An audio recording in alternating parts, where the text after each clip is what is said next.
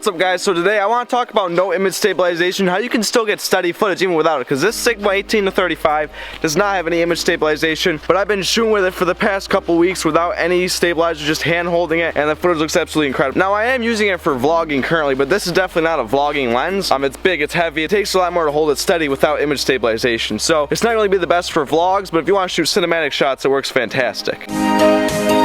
Alright, so we're out here, we're back on the 10-18mm lens. This lens has image stabilization, it's very wide so it can get both of us in the shot just fine. I can hold it way out on my GorillaPod and it'll still stay relatively stable. So basically you can still get cool shots with a non-image stabilized lens as long as it's a bigger, heavier lens. The only problem is though you won't be able to add gimbals and stuff as easy, so you need to spend more on bigger gimbals to support that bigger lens. For example, my gimbal is currently rendered useless because that lens doesn't fit on it and it's too heavy for it. So it's just kind of chilling upstairs and I only use it with like the 18-55 kit lens because it's small and light. The only part that sucks is usually the best lenses like the 18-35 f1.8 from Sigma don't have image stabilization because they pack in such a nice piece of glass in there they can't fit image stabilization in a small reasonable package. But as you guys can see from all the B-roll I've shot recently, it's still very well achievable with a lens like that and the footage does look absolutely incredible. So on to tip number one, I recommend shooting in 60 frames a second or the highest frame rate you can possibly shoot. Slowing it down will kind of take out most of that jitter. For example, if you shot in 24 frames a second, you'd see every little jitter the camera does, but at 60 frames you can kind of slow it down and kind of delete some of that jitter. The other thing I recommend is standing still, so try not to walk around with it. Stay still as much as you possibly can to avoid those vibrations from the footsteps. So kind of stick to staying stationary, maybe try free falling a little bit, don't like fall over, catch yourself. Basically if you let yourself free fall for a second or two, well, that's a second or two of perfectly smooth footage, but you can use that, catch yourself, that camera jerk to end your clip. Hey Willis,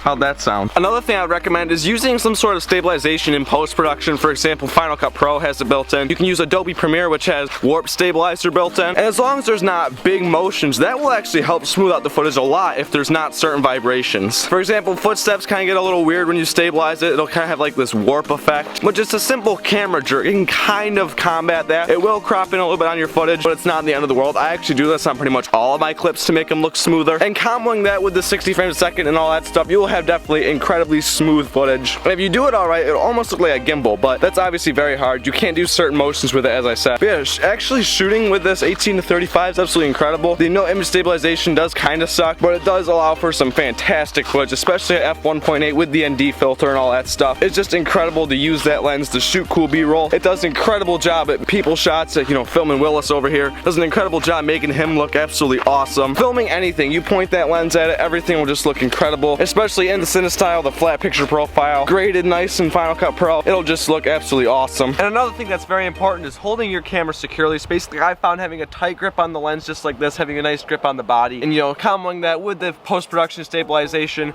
staying stationary, not really walking around, and all of that can help you achieve footage as long as you have that nice tight secure grip on the camera, because if your grip's loose the camera's going to want to move all over the place and it's not going to be smooth. That's pretty much how I shoot every piece of B-roll using the 18-35 because it doesn't have that image stabilization. And that's the video guys, thank you all for watching. Comment down below if you guys did learn something new and if you do plan on using these tips and tricks. There are plenty of great videos talking about more in-depth ways to do it. I just kind of breezed over some of the things that I like to personally do. But I will see you guys in the next video. Peace out.